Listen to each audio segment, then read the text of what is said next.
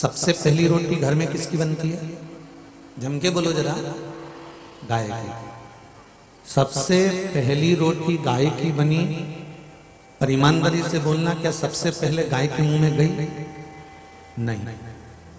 बनकर एक साइड रखी रही, रखे रखे रखे रखे उसको उठाकर डब्बे पे रख दिया, डब्बे पे से उठाकर फ्रिज पे रख दिया, फ्रिज पे से फिर 3 बजे, 2 बजे, 1:30 बजे, 4 बजे जब गाय आई तब उसको उसमें से उठाकर उस गाय के मुख में दिया।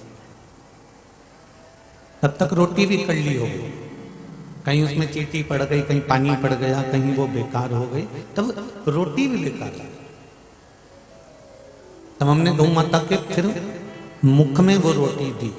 जब वो कड़ली हो गई, बेकार हो गई, गल गई, चींटी पड़ गई और पानी में बेकार हो गई, तब उसको गाय के मुख में दिया।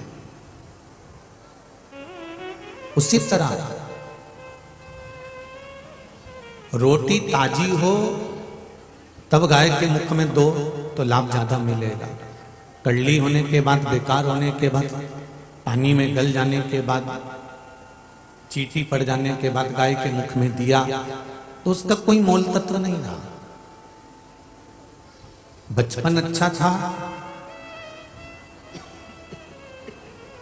तो भगवान को दो, जवानी अच्छी थी तो भगवान को दो, अधेड़ी अच्छी थी तो भगवान को दो।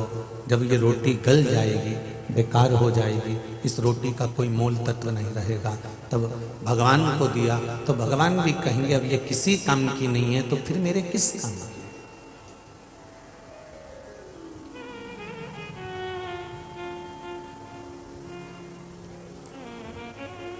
इस शरीर का मूल तत्व हमको समझना है।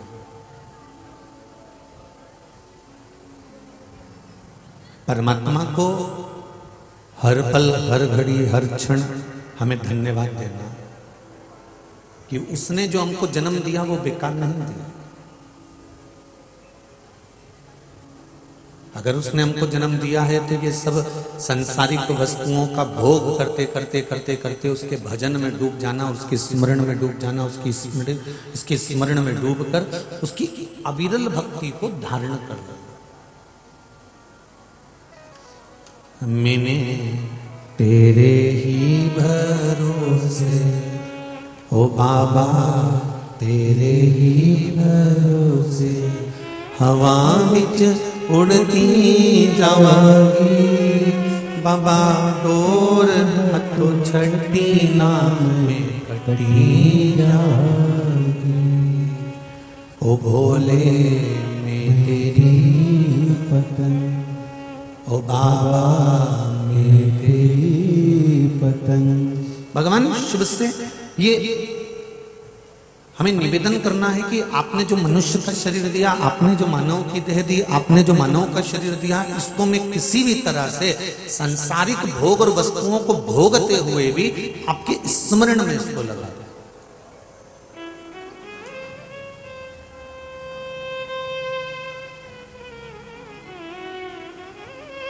जैसे शरीर में रोग होने पर, जैसे शरीर में रोग होने पर औषधि ली जाती है, उसी तरह इस मन में थोड़ा सा दुख होने पर, तकलीफ होने पर, कष्ट होने पर भगवान शंकर का नाम लिया जाता है, जिससे जीवन का कल्याण हो जाता है।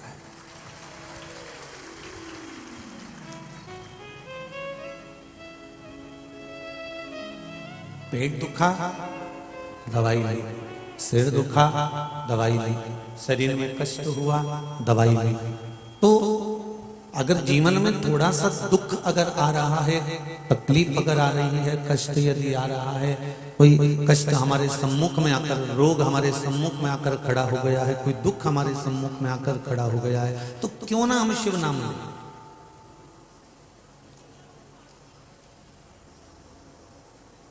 क्यों ना हम भगवान शंकर का नाम लें?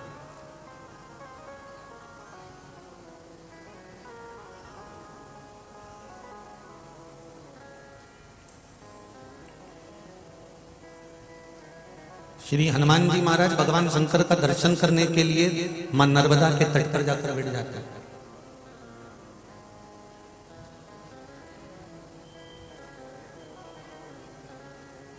ब्रह्मा जी भगवान विष्णु से कहते हैं कि मुझे आपके पिताजी का दर्शन करना।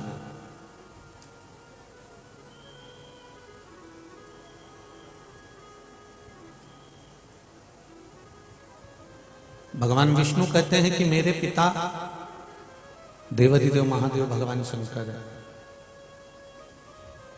मेरे पिता भगवान शिव है। तो उनका स्वरूप क्या है? भगवान देवाधिदेव महादेव भगवान शंकर का स्वरूप क्या है? तब ब्रह्मा और भगवान विष्णु ने एक पर्वत को घुमाना प्रारंभ करा और उस पर्वत को घुमाते घुमाते अग्नि का खंभ प्रकट हो गया, एक लिंग स्वरूप आकृति प्रकट हो गई। और वही आकृति ही भगवान विष्णु ने कहा कि ये मेरे भगवान शिव का जो ये स्वरूप मैंने प्रकट करा है यही मेरे पिता हैं। और सबसे पहला शिवलिंग का निर्माण भगवान ब्रह्मा और भगवान विष्णु ने कर दिया। अब भगवान विष्णु कह रहे हैं कि ये मेरे पिता हैं, भगवान विष्णु कह रहे हैं कि ये मेरे पिता हैं। तो जब भगवान विष्णु कह रहे हैं कि ये मेरे पिता हैं, ये मेरे पिता हैं, तो ब्रह्मा जी को मान लेना चाहिए था कि ये मेरे पिता हैं। पर ब्रह्मा जी ने कहा नहीं नहीं नहीं, नहीं मैं मान नहीं सकता कि आपके पिता हैं। पहले मुझे ये बताओ कि इस शिवलिंग का सिर कहाँ है, इस शिवलिंग का मुख कहाँ है और इस शिवलिंग का चरण कहाँ है।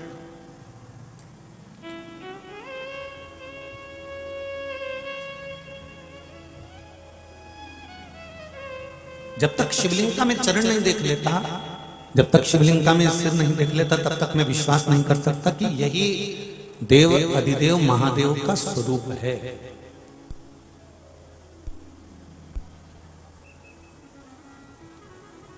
एक बात का ध्यान रखिएगा मेरी दीदियों और मेरे भाई, आज की पीढ़ी को बहुत समझाना पड़ेगा कि ये शंकर भगवान का स्वरूप है।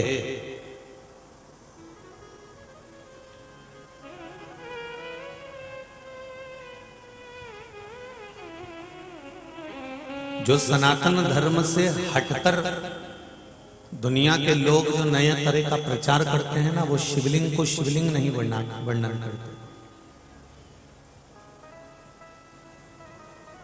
वो तो शिव महापुराण की कथा सुन सुनकर अब आप लोग धीरे धीरे धीरे धीरे धीरे धीरे शंकर के मंदिर में शिव को जानना प्रारंभ करा।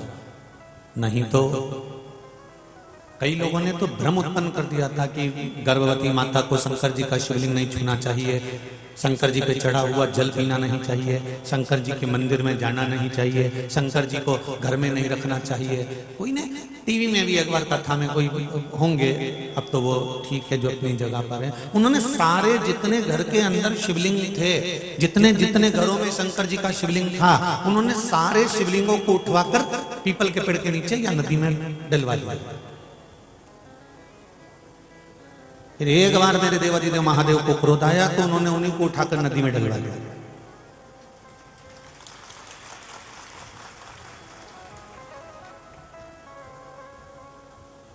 अभी लिंग पुराण पढ़िए, नर्मदा पुराण पढ़िए, शिव पुराण पढ़िए, एक एक पुराण का स्मरण करिए। उन पुराणों में वर्णन आता है कि जिसके घर में शंकर का शिवलिंग विराजमान है, जिसके घर में नर्मदा जी के जल से निकला हुआ एक कंकर शंकर अगर विराजमान है, जिसके घर में शंकर का एक लिंग स्वरूप विराजमान है, उसके घर में अगर मौत भी प्रवेश करती है, अकाल मृत्यु भी आती है, तो पहले उसको शंकर से मिलना पड़ता है, तब जाकर प्रवेश कर पाता है।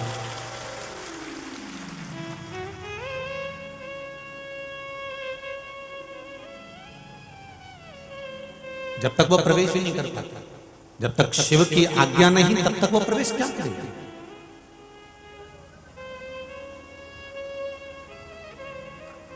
ये तो देवाधिदेव महादेव की कृपा करुणा, जो हम उसको जान रहे हैं, उसको पहचान रहे हैं, उसको जानने का प्रयास कर रहे हैं।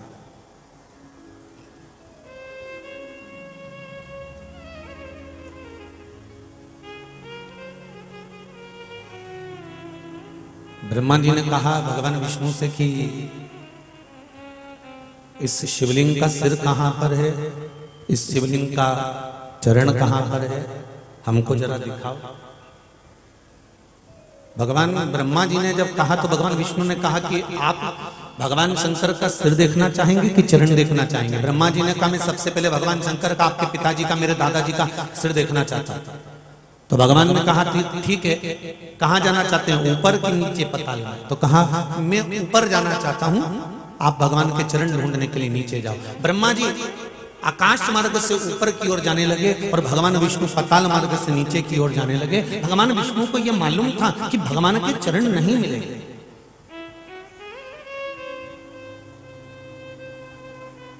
भगवान विष्णु को यह मालूम था कि भगवान के चरण नहीं मिल पाएंगे। तो भगवान विष्णु तो वापस लौट कर आ गए, पर ब्रह्मा जी चढ़ते गए चढ़ते गए चढ़ते गए, बहुत ऊपर पहुंचने के बाद ब्रह्मा जी को लगा कि भगवान का सिर नहीं मिल रहा, इस शिवलिंग का छोर, अंतिम छोर नजर नहीं आ रहा। तो ब्रह्मा जी चलते चलते जब थक गए, सामने केतकी का फूल मिला। ब्रह्मा जी ने उस फूल को तोड़ लिया और केतकी से कहा, केतकी तू मेरे साथ चल, नीचे चलकर तो भगवान विष्णु के सामने कह देना कि ब्रह्मा जी को भगवान शंकर का सिर मिल गया।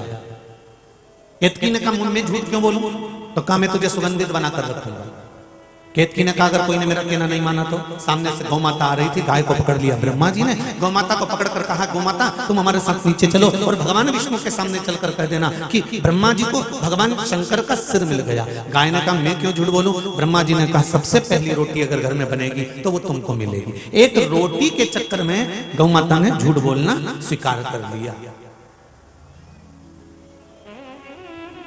अब जब गौ माता एक रोटी के चक्कर में झूठ बोलना स्वीकार कर सकती है तो आप और हम स्वीकार कर सकते हैं कि नहीं कर सकते? आज का मनुष्य भी तो केवल एक रोटी के चक्कर में ही तो झूठ बोलना स्वीकार करता है।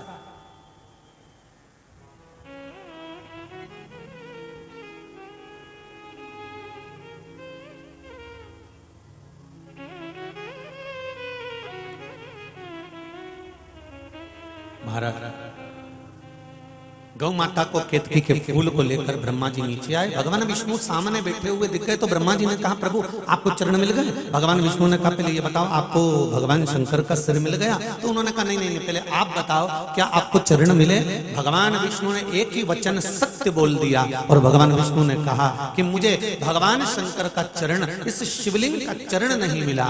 तब भगवान शंकर ने आकाशवाणी कर कहा हे नारायण आपने मेरी साक्षी में आज सत्य बोला है, इसलिए आपका नाम सत्य नारायण होगा। सत्य नारायण। और स्कंद पुराण में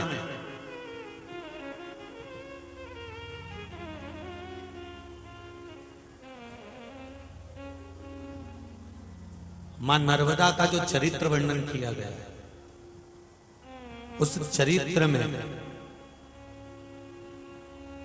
एक कथा का वर्णन किया गया है, जो कथा आज भी दुनिया के लोग सत्य के लिए गाते हैं, उसका नाम है सत्यनारायण भगवान की कथा।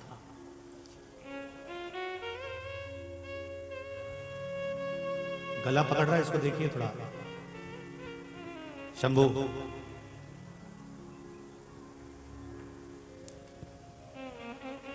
सत्यनारायण भगवान की कथा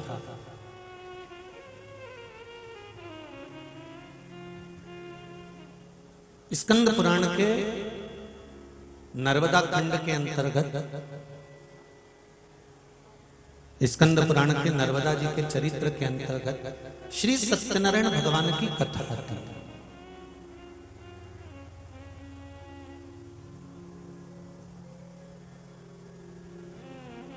इसलिए जब ब्राह्मण सत्यनारायण भगवान की कथा करते हैं तो उसमें नीचे एक लाइन बोलते हैं इति श्री रेवा खंडे। स्कंद पुराण का ये पावन चरित्र जिसमें नर्मदा जी का पूरा वृतांत वर्णन करते करते करते उसमें कहा कि आपका नाम सत्यनारायण होगा।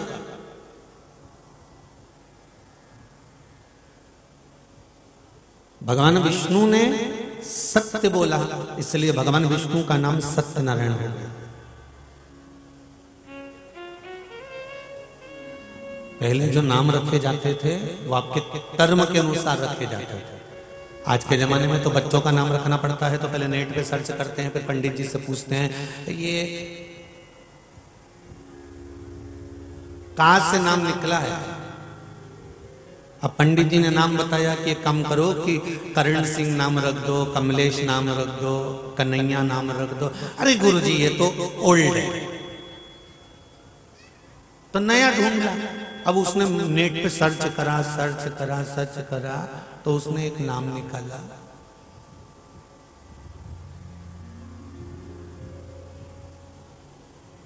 का से ढूंढ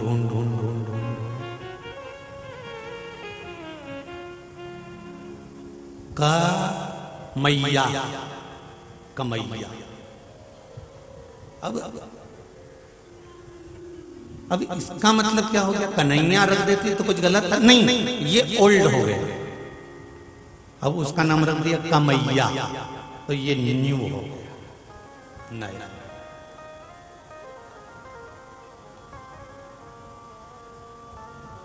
शिव महापुराण की कथा कह रही है, शंकर भगवान का पावन चरित्र कह रहा है कि नाम रखो, मना नहीं है, पर उस नाम के साथ में आपका हृदय चित्त परमात्मा से जुड़ा हुआ हो तो नाम की महत्वता।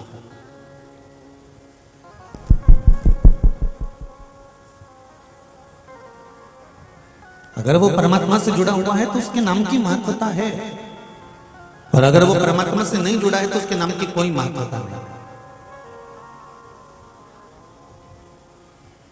कथा कर रहे भगवान विष्णु का नाम सत्यनारायण रख दिया।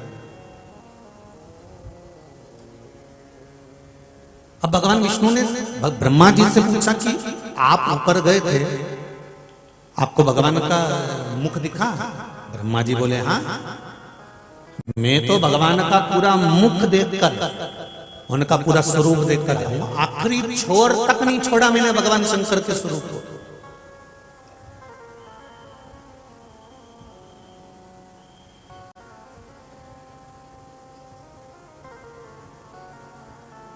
अब देखिएगा, सत्य बोलने वाले को केवल एक बार सत्य बोलना पड़ता है, और झूठ बोलने वाले को बार बार झूठ बोलना पड़ता है, बार बार।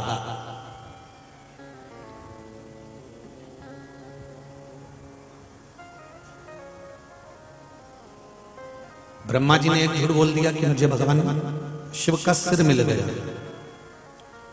तो ब्रह्मा जी ने कहा आपको विश्वास नहीं हो तो केतकी के फूल से पूछो। संशय वहां खड़ा होता है जहां पर कुछ झूठ हो।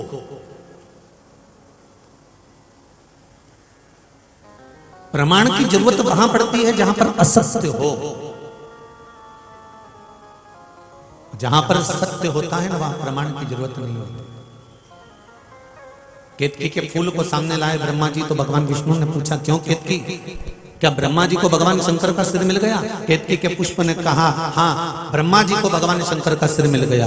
तब शिवलिंग में से आकाशवाणी हो गई, ये ब्रह्मा और ये केतकी का फूल झूठ बोल रहा है। भगवान शंकर ने कहा केतकी के पुष्प, तूने मेरे सामने झूठ बोला है, मैं तुझे श्राप देता हूं। सुन केतकी के पुष्प, सारे देवताओं पर तू चढ़ेगा पर शंकर पर कभी नहीं चढ़ेगा। अगर भूल से भी केतकी का फूल शंकर भगवान पर चढ़ गया तो 1000 गौ हत्या के बराबर दोष लग जाएगा। केतकी के फूल को भगवान शंकर ने श्राप दिया।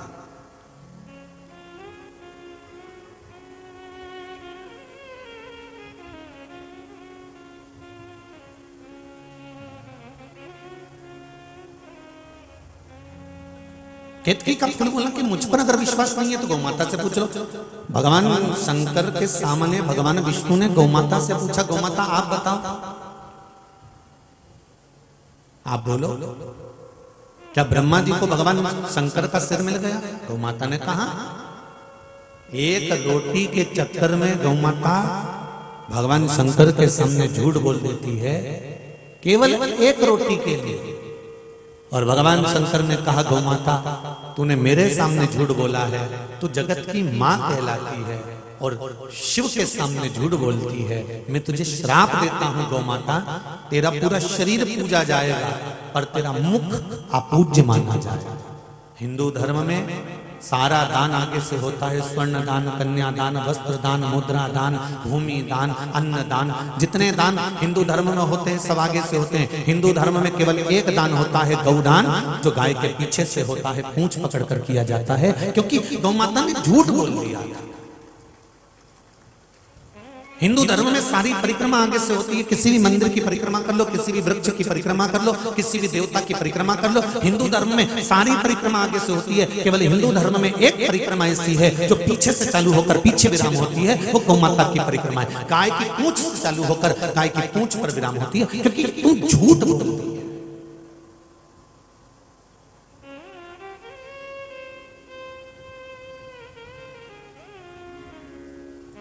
माता सती जलकर भस्म क्यों हुई? क्या पड़ा था माता सती को जलकर भस्म होने का कारण क्या था? शंकर भगवान ने एक प्रण लिया था कि मेरे को लोग सत्यम शिवम सुंदरम, शंकर सत्य है, सत्य ही शिव है और शिव ही सुंदर। शंकर भगवान सत्य की मूर्ति।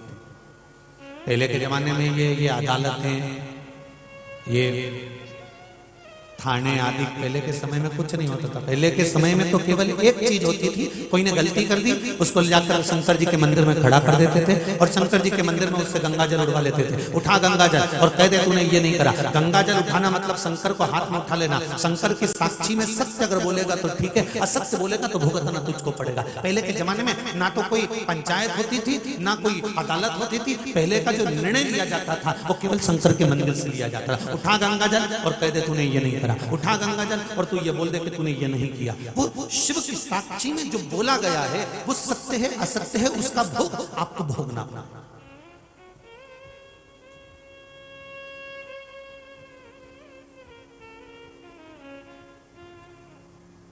अब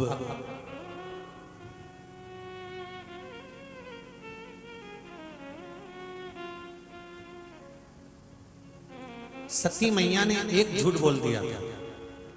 शिवजी ने पूछा तुम नीचे गई थी? हाँ। परीक्षा ली थी? मैंने कोई परीक्षा नहीं।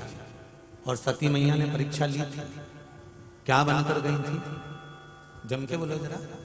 सीता। माता सीता का रूप रखकर सती मैया नीचे गई और नीचे जाकर उन्होंने परीक्षा ली। और भगवान शंकर पूछ रहे हैं, भगवान शिव पूछ रहे हैं कि तुमने परीक्षा ली? पर सती मैया करी मैंने परीक्षा नहीं ली। शंकर जी के सामने माता सती ने झूठ बोल दिया था। शिव जी जान गए कि मेरे सामने गौ माता ने झूठ बोला तो मैंने उसको श्राप दे दिया। मेरे सामने केतकी के फूल ने श्राप बोला तो मैंने उसको श्राप दे दिया। मेरे सामने भगवान ब्रह्मा ने झूठ बोला तो मैंने उसका सिर काट दिया। और सिर कटा हुआ जाते जाते जाते जाते लुढ़कते लुढ़कते ब्रह्मा जी के रक्त से कर्मनाशा नदी प्रकट हो गई। भारत की भूमि पर उत्तर प्रदेश में एक नदी ऐसी है जिस नदी के घाट पर लिखा हुआ है कि इस नदी में हाथ ना धोएं, इस नदी में पांव ना धोएं, इस नदी में कर्मों का नाश हो जाता है। जिस नदी का पानी एक कुत्ता भी नहीं पीता, वो नदी आज भी भारत की भूमि पर बह रही है। किस कारण? ब्रह्मा जी का जो सिर कटा उससे जो रक्त निकला, झूठ बोलने से जो रक्त निकला, उससे एक नदी उत्पन्न होगी, उसका नाम कर्मनाश है।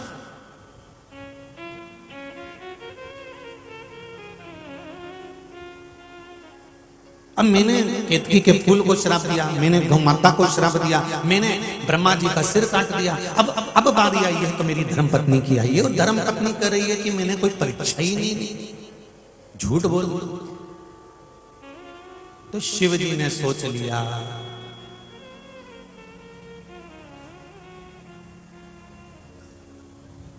अब झूठ तो बोल दी है, अगर ये झूठ बोलने वाली के साथ में अगर मैं रहूंगा तो मेरा तो तपबल नष्ट हो जाएगा। तो अब मुझे इस झूठ बोलने वाली के साथ में नहीं रहना है। और शिव जी ने मन में विचार बना लिया कि अब एक काम करता हूं कि मैं तप साधना में डूब जाता हूं। ये अपने कर्म का भोग ले ली और इसका जो शरीर है झूठ बोलने के कारण नष्ट हो जाए।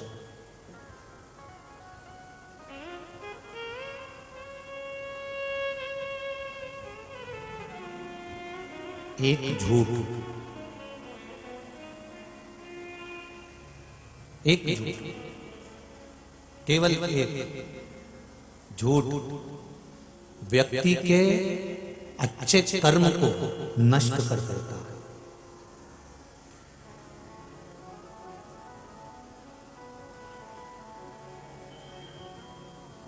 पूरे जीवन में अच्छे कर्म होते हैं। एक कथा आपको सुनाई थी, शायद आप लोगों को याद हो, जिन्होंने शिव महापुराण की कथा पहले टीवी पर सुनी है उनको स्मरण में होगा। एक कौवे को एक हंसनी पसंद आ जाता है। कौवा उस हंसनी को अपने घर पर लेकर आ जाता। हंस अदालत में केस लगा देता कि मेरी हंसनी को कौवा लेकर चले गए।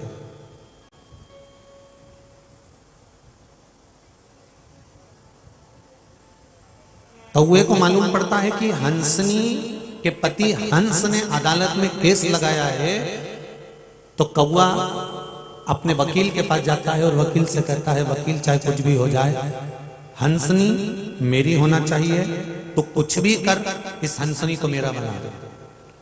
कौवे के वकील ने कहा, एक काम हो सकता है कि हंसनी तो हमेशा हंस की रही है, हंसनी कभी कौवे की नहीं हो सकती,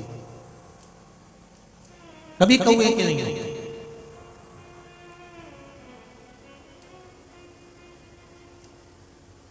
तो क्या करा जाए?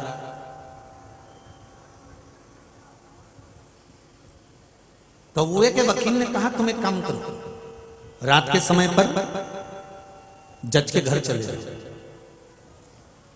और जज के घर जाकर जज साहब से थोड़ी सी बात कर लो कि ये हंसनी को मेरा बना दो, तुम्हें जो चाहिए मैं दे दूंगा। और कौवा रात्रि को जज के घर गया और जज साहब से कहा, जज साहब तुम्हारी 7 पीढ़ी बैकुंठ में है कि नरक में, या तो कौवा जानता है या ब्राह्मण जानता है। व्यक्ति की 7 पीढ़ी बैकुंठ में है कि नरक में, या तो कौवा जानता है या ब्राह्मण जानता है, इसलिए 16 श्राद्ध में दोनों को भोजन कराया जाता है, कौवे को भी और ब्राह्मण को भी।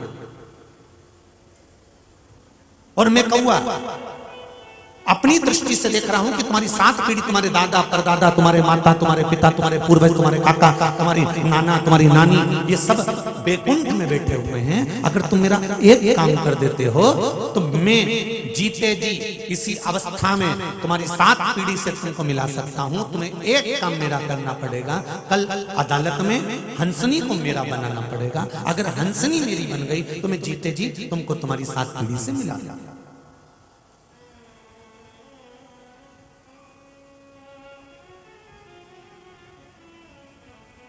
ठीक है। अब जज ने सुन लिया, अदालत लगी, सारा सुनवाई हुई। सुनवाई होने के बाद जज ने निर्णय दे दिया कि हंसनी हंस की नहीं है, हंसनी तो कौवे की है। अब पूरी अदालत त्राही त्राही करने लगी कि ये निर्णय झूठा है, ये निर्णय गलत है, ये निर्णय गलत है, हंसनी तो हमेशा हंस की रही है, तो कौवे की कैसे हो सकती है? पर निर्णय जज ने दिया। सब रोने लगे, हंसनी भी रोई, हंस भी रोया। जज खड़ा हो गया, उसने कहा, कौवे मैंने अपना काम कर दिया, अब अपना काम कर। कौवे ने कहा, चलिए मैं आपकी 7 पीढ़ी से आपको मिला देता हूं।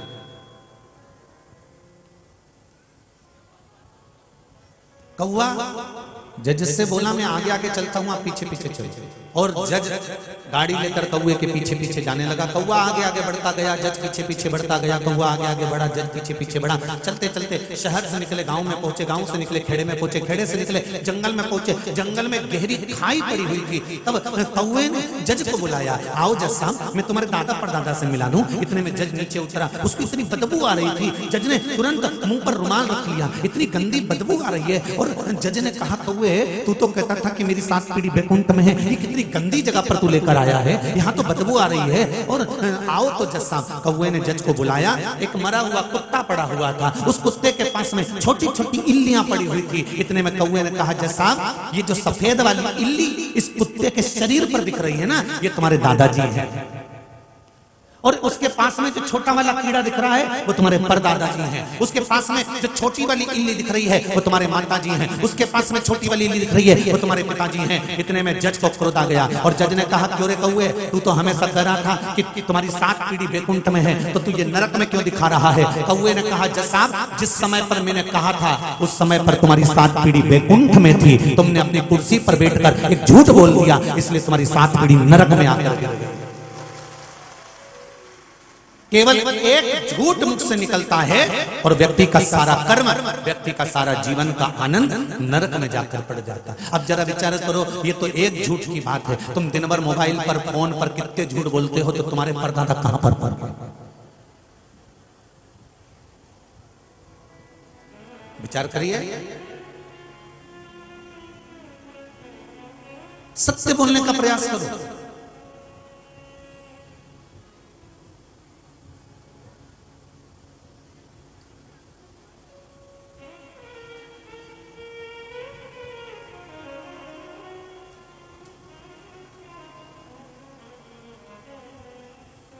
पर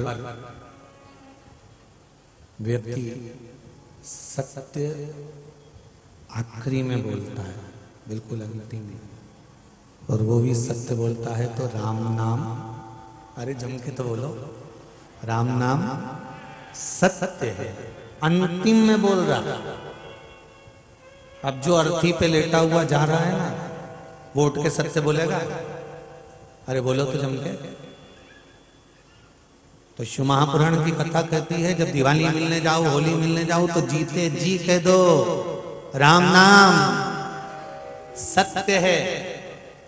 थोड़ी सी देर का करंट जरूर लगेगा, पर थोड़ा बहुत तो सत्य बोलेगा, कुछ थोड़ा सा।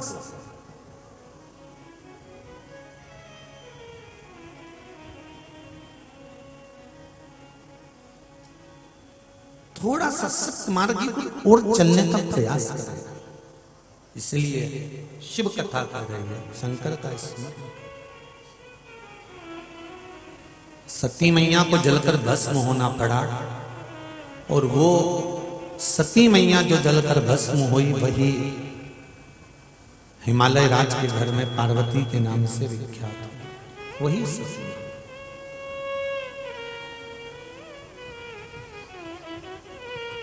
अब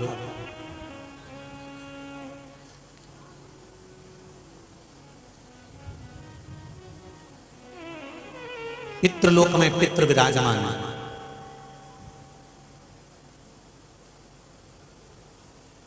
नर्मदा जी के पूर्व जन्म की कथा पर चलना।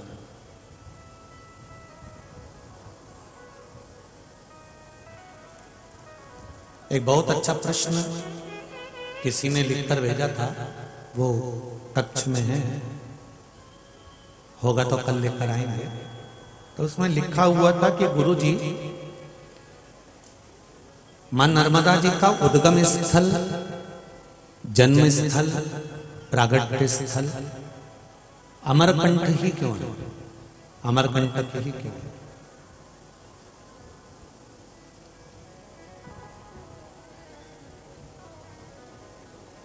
बड़ा ध्यान दीजिएगा, ये अमरकंठ कोई साधारण सी भूमि नहीं है।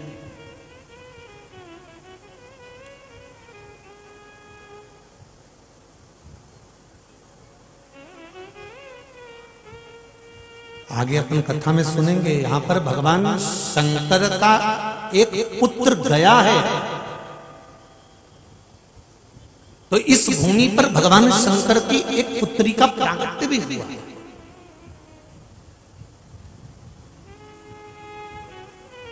जैसे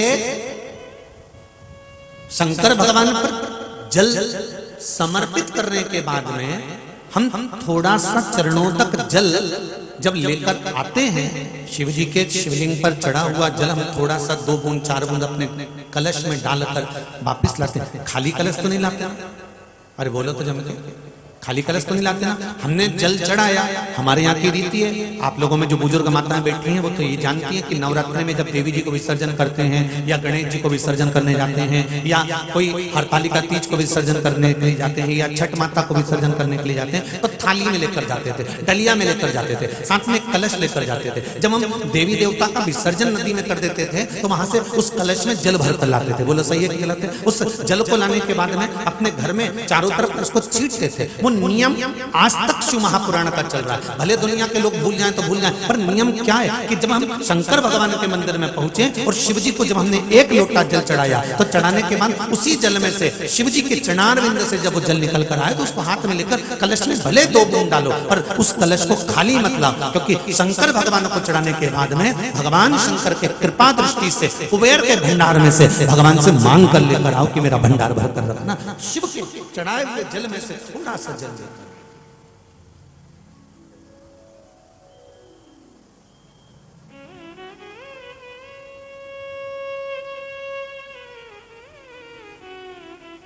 जैसे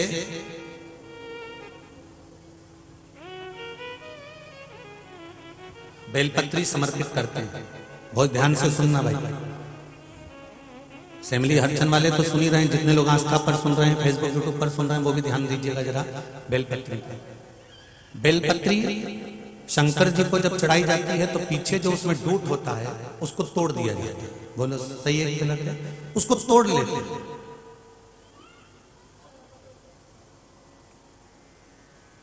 अगर 16 सोमवार का व्रत कर रहे हो, पशुपति व्रत कर रहे हो, सोमवार का व्रत कर रहे हो, हरतालिका तीज कर रहे हो या कोई विशेष उत्सव वाला व्रत धारण कर रहे हो जो शंकर जी को आपको बेलपत्र चढ़ाना है, तो इसका जो चढ़ा हुआ डूट है वो डूट आप अपने घर में उसको रखो। तब तक रखना है जब तक आप शंकर भगवान की पूजन ना करो। जब शिव जी का पूरा पूजन कर लो, शंकर भगवान पे बेलपत्र समर्पित कर दो, पूजन कर कर घर आ जाओ।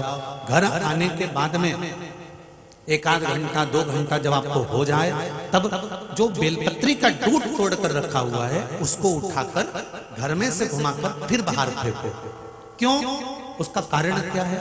ये जो बेलपत्र है इसमें 33 कोटि देवताओं का वास है। ब्रह्मा विष्णु महेश ये 3 पत्तियों के रूप में है। बीच में जो डंडी है, इन 2 पत्तियों के बीच की डंडी से लेकर बीच की जो डंडी का स्थान है ये 33 कोटि देवी देवताओं का स्थान है। इस डंडी के पीछे का जो थोड़ा सा भाग है ये संत साधु सन्यासी तपस्वी साधक उपासक जो भगवान शिव की आराधना में जो गण लगे रहते हैं उनका वर्णन करता है। पीछे जो आखिरी में छोटा सा डूट रह जाता है वो हमारे घर के जितनी कष्ट है, रोग है, बीमारी है, दुख है, तकलीफ है, इसका हरण करने के लिए होता है। इसलिए इसको तोड़कर रखने के बाद शिव जी को समर्पित करने के बाद वो डूट बाद में उठाकर फेंका जाता है, जिससे हमारे घर में कोई बड़ी बीमारी आ रही हो, कष्ट आ रहा हो, रोग आ रहा हो, तकलीफ आ रही हो तो भोलेनाथ इसको आप हमारी पूजन को स्वीकार कर कर इसको बाहर फेंक दीजिएगा, इसको नष्ट कर दीजिएगा, इसको समाप्त कर दीजिएगा। उस डूट की महत्ता जैसे तुलसी की जड़ को घिसकर चंदन बनाया जाता है, जिसको कौन सा चंदन कहते हैं? जम के बोलो जरा, हरी चंदन। बेलपत्री की जड़ को घिसकर चंदन बनाया जाता है जिसको हर हर चंदन कहते हैं।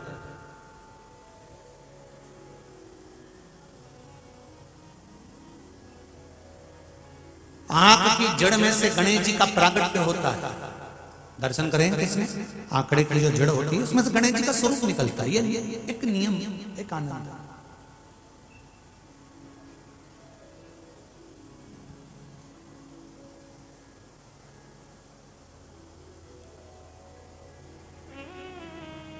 बेलपत्री के वृक्ष की बड़ी बड़ी डालियों को तोड़ने वाले का वंश बहुत दिन तक टिकता नहीं। बहुत ध्यान दीजिएगा जरा इस कथा का। आपको अगर बेलपत्री की वृक्ष पर गए और बेलपत्री आपको चाहिए तो आप नियम है पत्तियां तोड़कर लाइए और उसकी डालियां मत तोड़ो। डालियां तोड़ेंगे तो वंश घटेगा, जैसे बेलपत्री का वंश डाली से घट जाता है, उसी तरह हमारा वंश भी घटता है। इसलिए बेलपत्री तोड़ो पर डाली नहीं।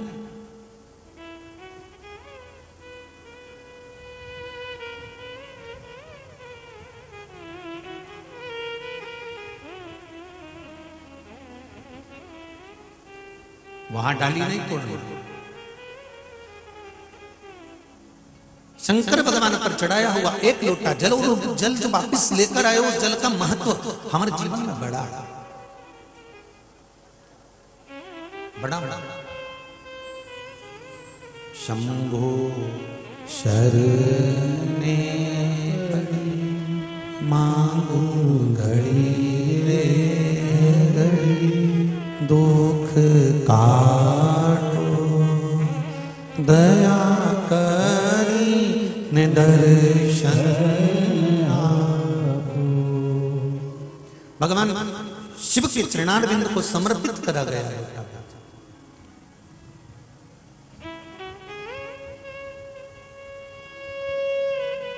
पितरों की 3 बेटियां, मेना, धन्या और कला, पितृलोक में विराजमान।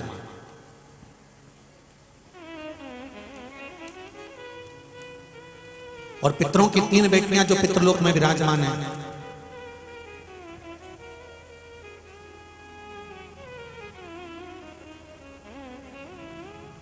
कोई आपसे पूछे सीहोर वाले महाराज जी ने जो नर्मदा जी के पूर्व जन्म की कथा कही है, वो कहां से बोली है, तो आप उसको बता देना। वायु पुराण से बोली। कौन से पुराण से? जम के बोलो जरा। वायु पुराण से चल रही है स्कंद पुराण, वायु पुराण, अग्नि पुराण, नर्मदा पुराण, लिंग पुराण। ये 5 पुराणों में से लेते लेते ये शिव महापुराण की कथा के क्रम में चल रहा है। जिसको पढ़ना हो इन पुराणों में से छांटना, मिल जाएगा, आप आनंद पाओ।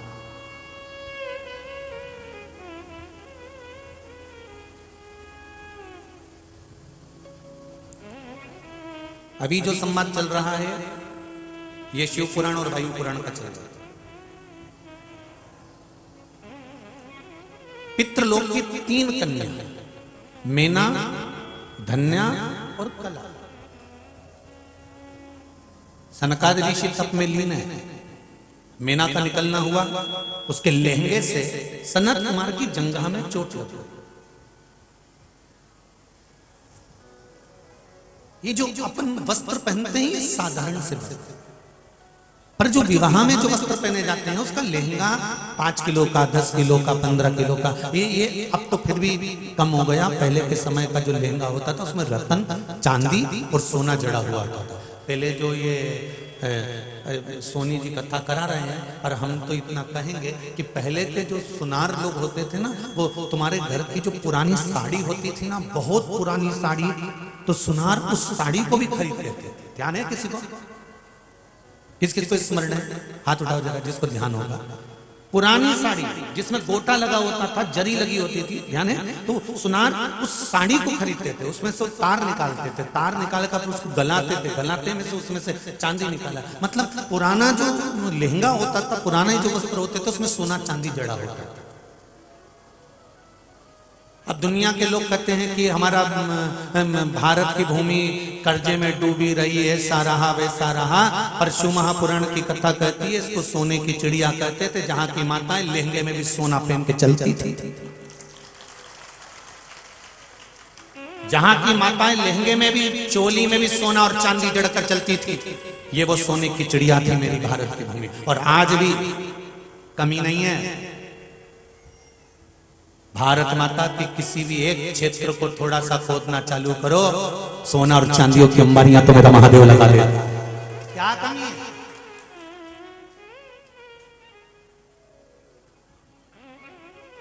ये भारत की भूमि कोई साधारण भूमि नहीं। लहंगा पहनकर मेना निकली, जंघा पर चोट लगी। धन्या निकली, चोट लगी। कला निकली, चोट लगी। संत उठकर खड़े हो गए। संत उठ गए, खड़े हुए। और संतों को क्रोध आ गया। क्रोध आकर संतों ने कहा, मेना धन्या कला, तुम पितरों की बेटियां और पितरों की बेटियां होकर तुमने ये क्या करा कि हमारा अपमान करा। किसी संत का, साधु का, गुरुजन का, ब्राह्मण जन का, कोई घर के बड़े का, बुजुर्ग का, आदरणीय का, कोई आपकी उम्र से भी भले 2 साल बड़ा हो, 6 महीने बड़ा हो, उसका आदर होना चाहिए।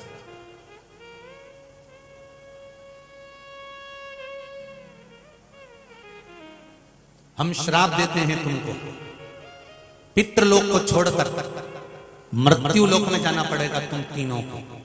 तीनों की आंखों में जल भरने लगा, रोने लगी, तड़पने लगी, विनती करने लगी, आप क्षमा करो। तब सनत कुमारों ने कहा, हम तुम्हें वर देते हैं कि तुम 3 की गोद में 3 देवियां खेलेंगी जो संसार का कल्याण करेंगी। मेना की गोद में पार्वती, धन्या की गोद में सीता, कला की गोद में राधा खेलेंगी। पर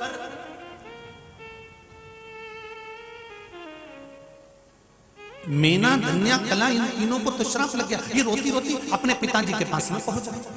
अब यहां तक की कथा आपने शिव पुराण में पहले से सुन रखी है। अब आ जाओ वायु पुराण की कथा पर, नर्मदा जी का पूर्व जन्म।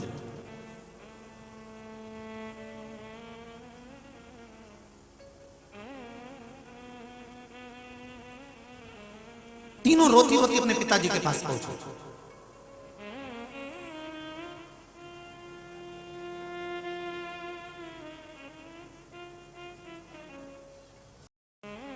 जिनके पिताजी का नाम था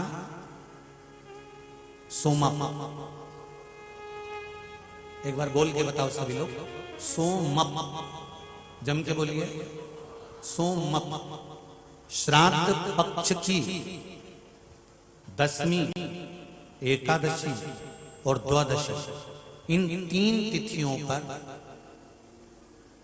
एक रोटी में थोड़ा सा मीठा रखकर सोमप पितृ का नाम लेकर यदि गाय को खिला दिया जाता है, तो अगर कोई पूर्वज प्रेत योनि में भी पड़ा हुआ होता है, भटक रहा होता है, जिसको पिंड नहीं मिला, जो अचानक मर गया होता है, अधोगति में चले गया होता है, उस जीव की मुक्ति 10वीं श्राद्ध पक्ष की, एकादशी श्राद्ध पक्ष की और द्वादशी श्राद्ध पक्ष की, ये 3 दिन सोमप पितृ का नाम लेकर रोटी में, पूड़ी में मीठा रखकर अगर गाय को खिला दिया जाता है, ये 3 दिन तक, तो वो पितृ कभी भटकते नहीं है, उनको मुक्ति प्राप्त हो जाती है, मोक्ष में। एक बार सभी लोग वापस नाम बोलेंगे, क्या नाम है? सोमप।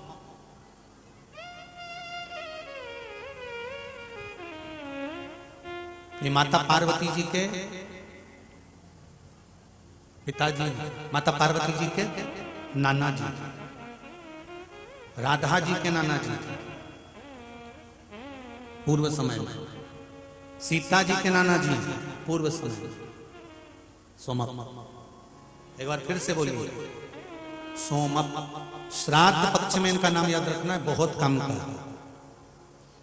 जिसको रात्रि में स्वप्न दिखते हो, स्वप्न में सांप दिखते हो, सर्प नजर आते हो, अर्थियां दिखती हो, मरा हुआ व्यक्ति दिखता हो, अगर वो श्राद्ध पक्ष आने में देरी है, अभी भी 10वीं, 11 और 12 3 दिन रोटी के अंदर गुड़ रखकर अगर गाय को सोमप पितृ का नाम लेकर गाय को खिला देते हैं, दूसरे दिन से ही सर्प दिखना बंद हो जाते हैं, मुर्दे दिखना बंद हो जाते हैं, स्वप्न दिखना बंद हो जाते हैं। रात्रि को आप चैन से सो सकते। जिसको पूरी रात स्वप्न एक फिल्म की तरह चलते रहते हैं, एक खत्म हुआ, जैसे सोए रात को 10 बजे स्वप्न चालू हो गया, ये हो गया, वो हो गया, स्वप्न चलते चलते चलते चलते चलते चलते सवेरे की नींद खुल गई, तब तक स्वप्न चल रहा था। ऐसे व्यक्ति को भी सोमप पितृ का ध्यान करना चाहिए।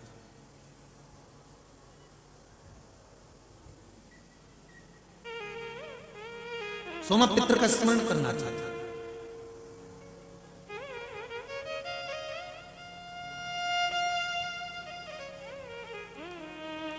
जिसका गर्भ 4 महीने चढ़ा, 2 महीने चढ़ा, 3 महीने चढ़ा, फिर गर्भ गिर गया, 1.5 महीने 2 महीने गर्भ चढ़ा, फिर गिर गया, तो सोमक पित्र का स्मरण कर कर घर का जो मटका होता है, परिंदा होता है, पानी का स्थान होता है, वहां पर एक घी का दिया लगा दिया जाता है। उस घी के दिए पर सोमक के नाम से दिया लगाकर उस पर एक प्लेट टेढ़ी रख दी जाती है जिसपे कालोच आ जाता है। उस कालोच को जो नारी का गर्भ ठहरा है और वो गर्भ अगर बार बार गिर रहा है तो नारी को उस कालोच का उदर भाग पर एक तिलक लगा दिया जाता है सोमक पित्र के नाम से। उस नारी का दूसरी बार गर्भ नहीं गिर सकता, वो बच्चा पूर्ण पैदा किया, पूर्ण जन्म। सोमक पित्र, एक बार फिर से नाम बोलिए, सोमप, जम के बोलो जरा, सोमप। मीना धन्या कला रोती हुई अपने पिता के पास आई। पिताजी ने कहा क्या हुआ बेटा, आपको मालूम नहीं पिताजी, हमको श्राप लग गया है।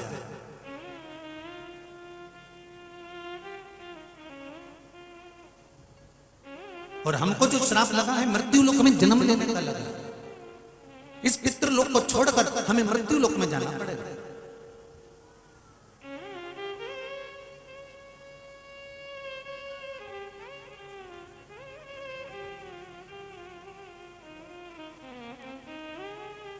पिता ने तीनों बेटियों को गले से लगा लिया और तीनों को गले से लगाकर पिता ने कहा तुम एक काम करो, मृत्यु लोक में तो तुम्हें जाना है, मना नहीं है, पर तुम शंकर की आराधना करो, तुम्हारे लिए वो श्रेष्ठ होगा। सोमप पित्र ने अपनी मेना, धन्या और कला, इन तीनों पुत्रियों को शंकर जी पे एक लोटा जल समर्पित करने का वर्णन कर दिया। और आपको रोज प्रतिदिन कथा में कहते हैं सारी समस्या का हल एक लोटा जल शिव को समर्पित करना। कई कई लेटरों में आया, देखो पत्र में।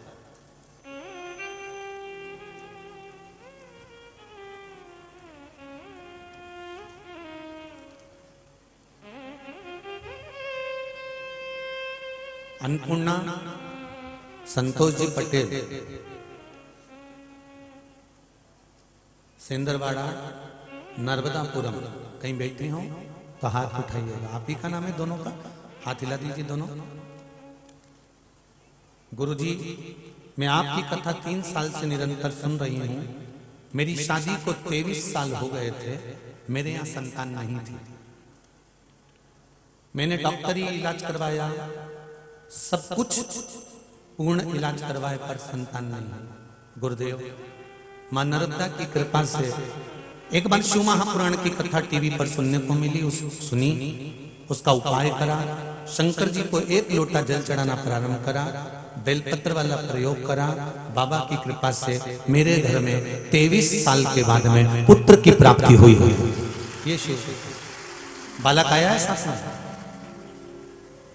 बधाई हो आपको बहुत बहुत। जो 23 साल के बाद आपको प्राप्त हुआ उसके लिए बाबा देवाधिदेव महादेव की कृपा बनी रहे। दोनों हाथ, एक हाथ में तब के लाला, एक ही हाथ उठा करके दो, हर हर महादेव। बालक का दर्शन कराइएगा आस्था चैनल वालों टीवी। 23 साल के बाद में लाला भयो। और संतोष जी पटेल जी, अन्नपूर्णा जी पटेल, आप दोनों को बहुत बहुत बधाई।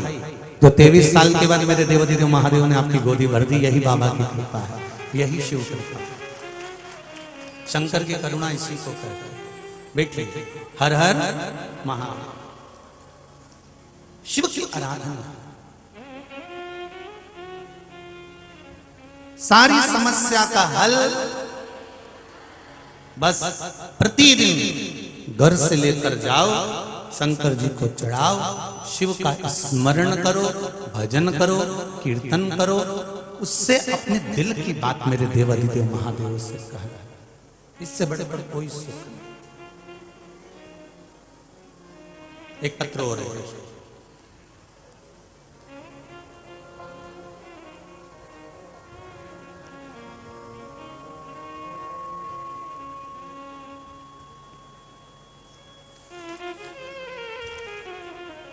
मेरा नाम संगीता राजपूत है, मैं पिपरिया की निवासी हूं। कहीं बैठी हैं संगीता जी पिपरिया से, दोनों हाथ हिला दीजिए। आती हैं? दोनों हाथ हिला दो एक बार, इस तरह से हिला, हाँ ठीक है। हर हर महादेव। मैं पिपरिया की निवासी हूँ। मेरा छोटा बेटा जिसकी उम्र 15 वर्ष है, वह पिछले वर्ष बहुत बीमार हो गया था। उसकी बीमारी डॉक्टर भी नहीं समझ पा रहे थे, बहुत कमजोर हो गया था, जिसका वजन मात्र 30 किलोग्राम रह गया था। गुरुदेव बाबा देवाधिदेव महादेव की कृपा क्या है, एक लोटे जल का महत्व क्या है, मैंने बाबा देवाधिदेव महादेव से प्रार्थना कर कर एक लोटा जल, एक बेलपत्र का प्रयोग करना प्रारंभ करा और बाबा की कृपा से किसी डॉक्टर को दिखाने की जरूरत नहीं पड़ी। मेरा बेटा पूर्ण तरह से वापस स्वस्थ हो गया। मैंने फिर पशुपति व्रत किया। ये शिव कृपा। बैठो बहन, बैठ जाए। हर हर महा, बैठो। शिव कृपा किसको को? बहुत पत्र हैं, पत्र इधर इधर।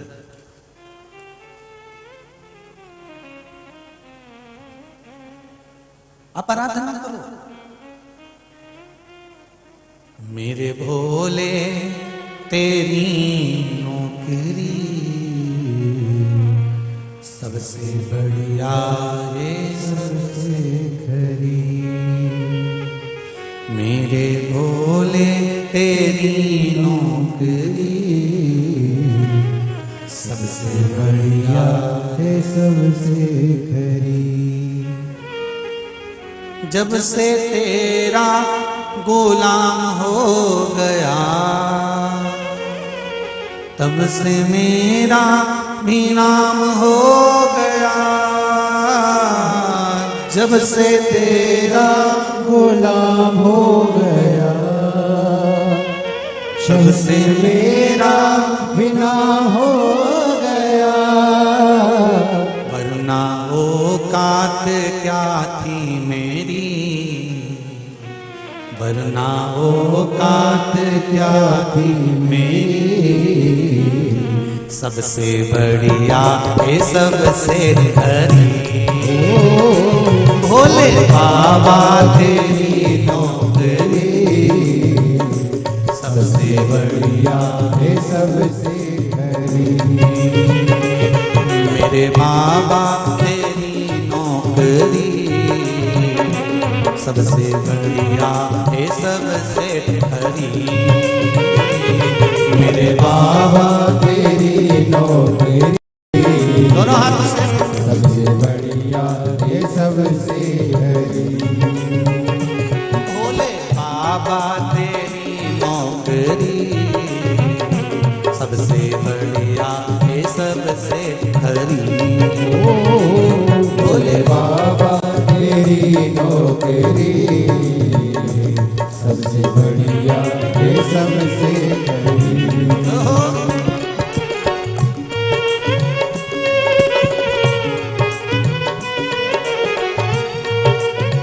जय हो।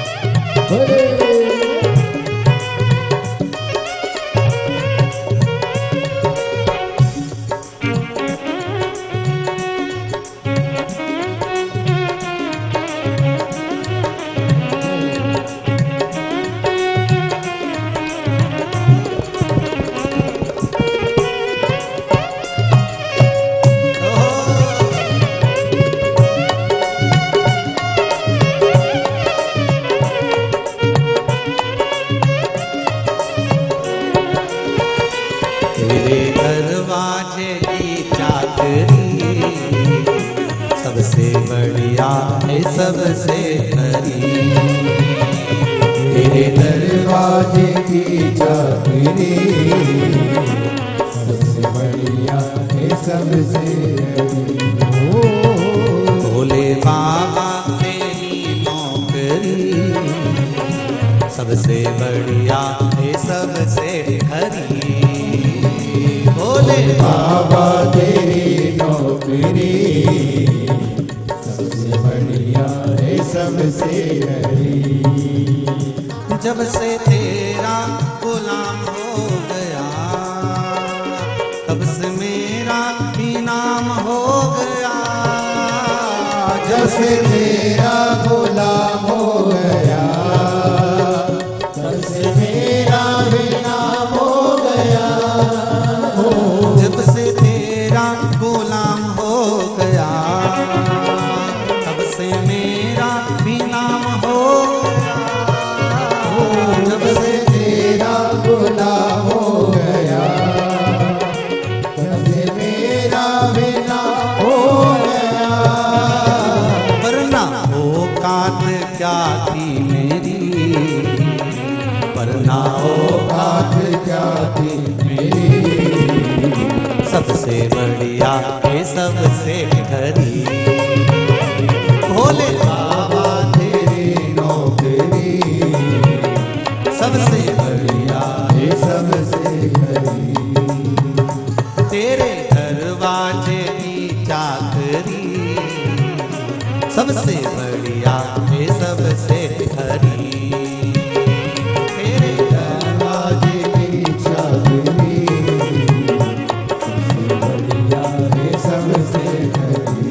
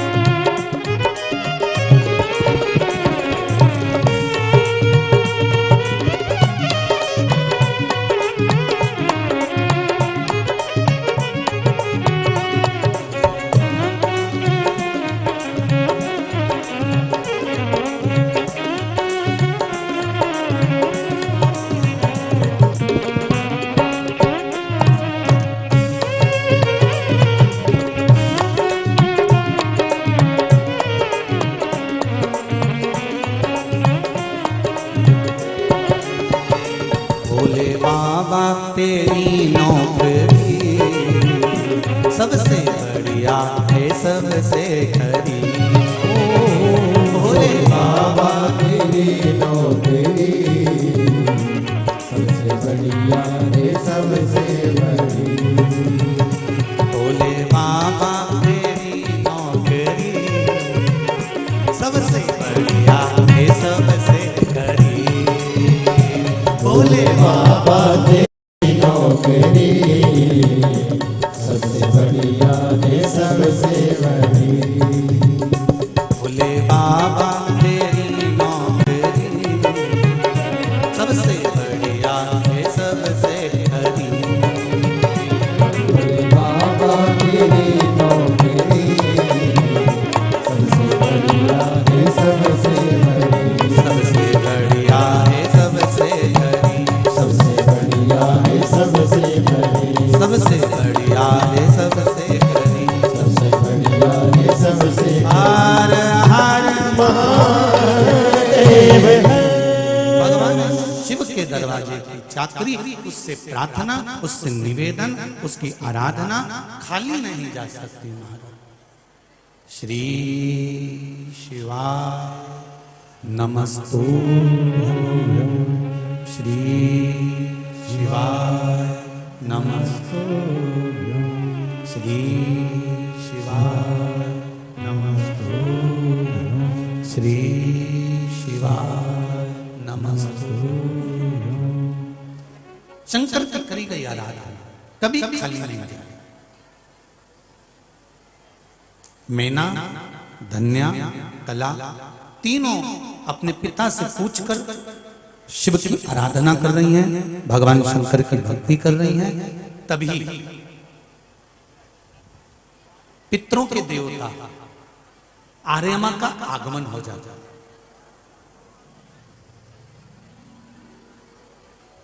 पितरों के देवता आर्यमा निकल कर जा रहे हैं। क्या नाम है पितरों के देवताओं का? आर्यमा स्वामी। काय पर बैठते हैं? कौए पर। आर्यमा का आगमन हुआ।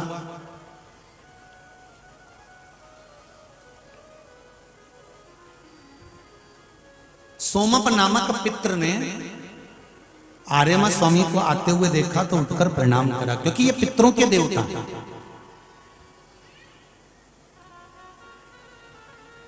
उनको नमन किया, प्रणाम किया, और नमन करने के बाद उनको प्रणाम करने के बाद में एक निवेदन किया कि मेरी बेटियों को श्राप लगा है कि वो मृत्यु लोक में जाएंगी और पृथ्वी पर उनको जन्म लेना पड़ेगा। पितृलोक छोड़कर मेरी बेटियां मृत्यु लोक में जा रही हैं, तो आप कुछ कृपा कर दीजिए।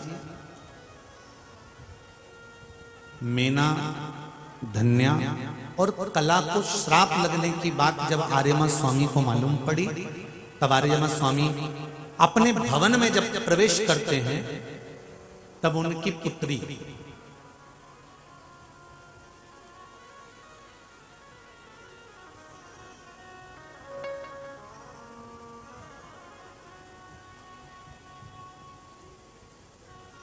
दौड़कर आकर पिताजी के गले में लग गई और पुत्री ने पूछ लिया, पिताजी आप आज मौन हो, चुप बैठे हो, क्या बात है? आर्यमा स्वामी ने कहा कि पितरों की बेटियों को श्राप लगा है मृत्यु लोक में जन्म लेने का, मृत्यु लोक में जाने का, मृत्यु लोक में प्रकट होने का। वो तो मेरी सहेलियां हैं। आर्यमा स्वामी की पुत्री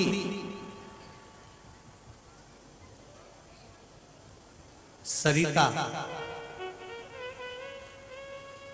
तुरंत पिता के गले लगकर बोली कि वो तो मेरी सखियां हैं, वो तो मेरी सहेलियां हैं।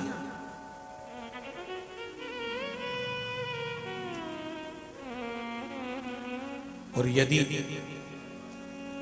मेरी सखियां अगर मृत्यु लोक में जा रही हैं, तो आर्यमा स्वामी से, पितरों के देवताओं से बेटी कहती है मैं भी मृत्यु लोक में जाना चाहता हूं, पृथ्वी पर जाना चाहता हूं। कुछ भी करो पिताजी, मेरी सखियां मैना, धन्या और कला अगर पृथ्वी पर जन्म लेंगी तो मुझे भी मृत्यु लोक में जाना पड़ेगा।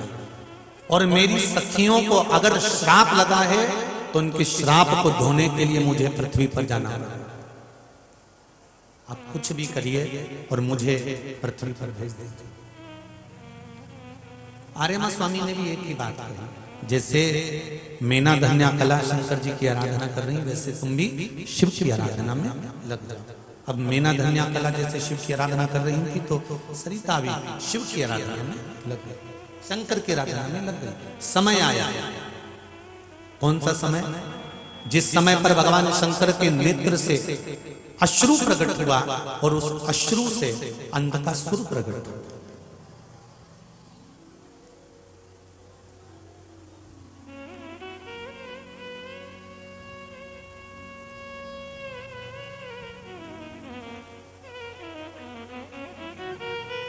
अंधकासुर प्रकट, भगवान शंकर के उस अश्रु के द्वारा जो बालक ने जन्म लिया, माता पार्वती ने उसको गोदी में लिया और कहा ये मेरा पुत्र है।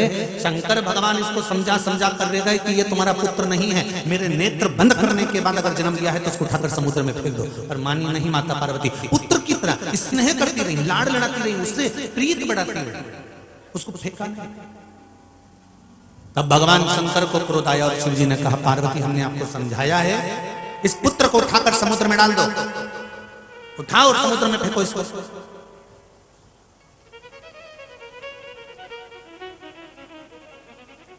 पार्वती जी ने पुत्र को उठाकर समुद्र में फेंक दिया। समुद्र में वो गया, अंधकासुर हिरण्याक्ष ने उसको ले लिया, पालन करा, पोषण करा। हिरण्याक्ष को वराह भगवान ने मार दिया। अंधकासुर ने ब्रह्मा जी का तप करा और तप कर कर वर प्राप्त करा कि मुझे वर दीजिए कि मैं मरूं ना। ब्रह्मा जी ने कहा मृत्यु तो निश्चित है, ये पक्का है कि मरोगे। बहुत ध्यान देना, सब तुम्हारे साथ में रहेंगे, पर मृत्यु की जब घड़ी होगी, अंतिम समय होगा, तब डॉक्टर अपना काम कर रहा होगा, तुम्हारी आंखें ऊपर की ओर देख रही होगी और तुम उस परमात्मा का स्मरण कर रहे होगे कि मैंने सबको अपना बनाया। आंख से आंसू टपक रहे होंगे, हाथ उठाकर आंसू भी नहीं पोंछ पाओगे। जब अंतिम क्षण होता है, हॉस्पिटल में पड़ा हुआ होता है, वेंटिलेटर पर पड़ा है, आईसीयू में पड़ा हुआ है, शरीर काम नहीं कर रहा, केवल आंख खोलकर देख रहा है ऊपर की ओर, आंख से आंसू टपक रहे हैं और उस परमात्मा को याद कर कर रो रहा है कि मैंने सारा समय परिवार को दिया, कुटुंब को दिया, रिश्तेदारों को दिया, और ऊपर देखकर रोता रोता कहता है बस तुझे समय नहीं दे पाया, अगर तुझे दे देता तो आज पलंग पर नहीं पड़ा होता। ये निश्चित है। नौकरी करी, सर्विस करी, कमाया, दुकान धंधा पानी करा, खूब कमाया, गाड़ी बंगला जमीन जायदाद सब कुछ करा, पर मैं तुझे समय नहीं दे पाया। अपनी पत्नी के लिए समय निकाला, उसके मायके जाने के लिए समय निकाला, बेटों को पालने के लिए समय निकाला, बच्चों के विवाह के लिए लड़का लड़की देखने के लिए समय निकाला, उनकी जॉब के लिए समय निकाला, उनसे मिलने का समय निकाला, रिश्तेदारों के यहाँ जाने का समय निकाला, किटी पार्टी करने का समय निकाला, एंजॉय करने का समय निकाला, खाने पीने का समय निकाला, होटल पर जाकर चाट खाने का समय निकाला, ढाबे पर जाकर रोटी खाने का समय निकाला, पार्टियों में जाने का समय निकाला, होटलों में जाकर एंजॉय करने का समय निकाला, एसी के रूम में सोने का समय निकाला, पर तेरे को समय नहीं दे पाया। अंतिम समय पर जब आईसीयू में पड़ा होता है, दोनों हाथ पर शरीर कुछ काम नहीं करता, आंख से केवल आंसू गिरते रहते हैं, रिश्तेदार जरूर आते हैं, देखकर बाहर की बाहर चले जाते हैं, फोन पर हेलो हाय पूछ लेते हैं, पर उसकी आंख सामने ऊपर की ओर लगी रहती है, आंसू दिन रात टपकते रहते हैं। परमात्मा से कहता कहता रोता रहता है कि मैंने सबको समय दिया, तुझे नहीं दे पाया। अगर एक लोटा पानी लेकर तेरे मंदिर जाता रहता तो तू भी आज मेरे हॉस्पिटल में मेरे पास में खड़ा हो जाता।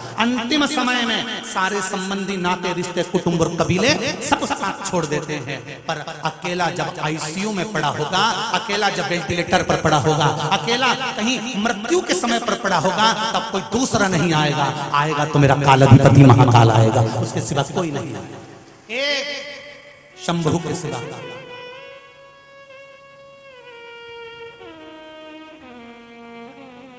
और हम उसको पहचाने ना।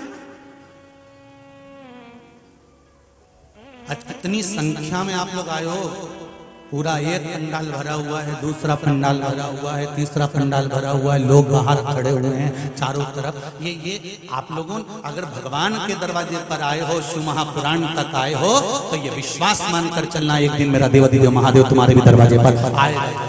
निश्चित है, पक्का है। तेरे मंदिर में आना मेरा काम है और मेरी बिगड़ी बनाना तेरा काम है, ये उसकी निश्चित।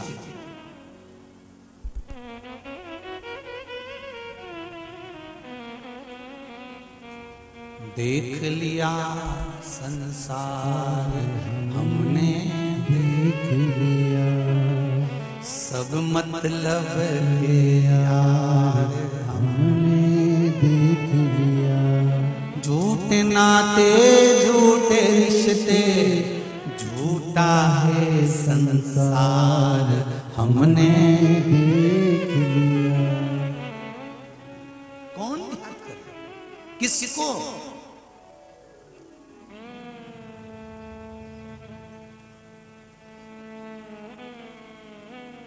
अंधकासुर कह रहा है मुझे वर दीजिए कि मेरे प्राण ना छूटे। ब्रह्मा जी ने कहा मरना तो निश्चित है, मरेगा तो सही है, पक्का है, ऐसा वर नहीं दे सकता कि तू मरेगा नहीं। तो वर दीजिए जिस दिन मैं अपनी माता को गलत दृष्टि से देखूं उस दिन मैं मरूं। अंधकासुर को यह मालूम था ना तो मेरी माँ है ना मेरा कोई बाप है, मुझे तो समुद्र में मिल गया था और हिरण्याक्ष ने पाला था, माता पिता नहीं है। दुनिया के लोग भी इसी भ्रम में जीते हैं, वो तो मैंने मेहनत करी इसलिए मेरी नौकरी लगी, वो तो मैंने मेहनत करी इसलिए मैंने घर बना लिया, वो तो मैंने मेहनत करी तो मैंने सारा काम कर लिया, वो तो मैं था इसलिए काम हो गया। पर एक बार मुंह से ये नहीं कहा कि परमात्मा ने तेरे भाग्य को, परमात्मा ने तेरे शरीर को अच्छा बनाकर भेज दिया, एक आध डिपार्टमेंट निपटा के भेज देता तो क्या कर लेता। हाथ दो दिए, पांव दो दिए, नेत्र दो दिए, श्रवण शक्ति दी, बोलने की वाणी दी, नासिका के छिद्र दिए, और भगवान ने इन दोनों मुष्टिकाओं में तेरा भाग्य लिखकर भेज दिया कि कर्म की चाबी तू घुमाते रहना, भाग्य की चाबी मैं घुमाकर तुझे आगे बढ़ा दूंगा, ये तेरे ऊपर। जैसे बैंक में लॉकर होता है तो उसकी दो चाबी होती है, एक चाबी मैनेजर के पास होती है, एक चाबी जिसका लॉकर है उसके पास होती है। आप अपनी चाबी कितनी भी घुमा लो पर बैंक का मैनेजर आकर चाबी नहीं घुमाएगा तब तक तुम्हारा लॉकर नहीं खुलेगा। मैनेजर अपनी चाबी कितनी भी घुमा ले तब तक तुम्हारी चाबी नहीं लगेगी, तब तक वो लॉकर नहीं खुलेगा। दोनों चाबी लगेगी तब लॉकर खुलेगा। उसी तरह तुम कर्म कितना भी करे जाओ, कितनी भी दुकान खोले जाओ, कितना भी व्यापार करे जाओ, कितने भी इंटरव्यू दिए जाओ, इंटरव्यू दिए जाओ, पर जब तक मेरा महादेव चाबी नहीं लगाकर जाएगा तब तक तुम्हारा भाग्य भी काम नहीं कर सकता। कर्म की चाबी तुम घुमाइए, भाग्य की चाबी महादेव घुमाएगा। और केवल भाग्य के भरोसे पर नहीं मत बैठना कि महादेव चाबी घुमाता रहेगा। महादेव कहता कर्म भी करना, चाबी दो हैं, एक तुझे घुमाना पड़ेगी, एक मुझे घुमाना पड़ेगी। तू अपना काम करे जा, एक दिन मैं आऊंगा और चाबी घुमा कर जाऊंगा और तेरा भला कर जाऊंगा। चाबी तुझे भी घुमाना है और मुझे भी घुमाना है। कर्म प्रधान है, कर्म तुम्हें भी करना है और मुझे भी करना है, दोनों ही श्रेष्ठ। मत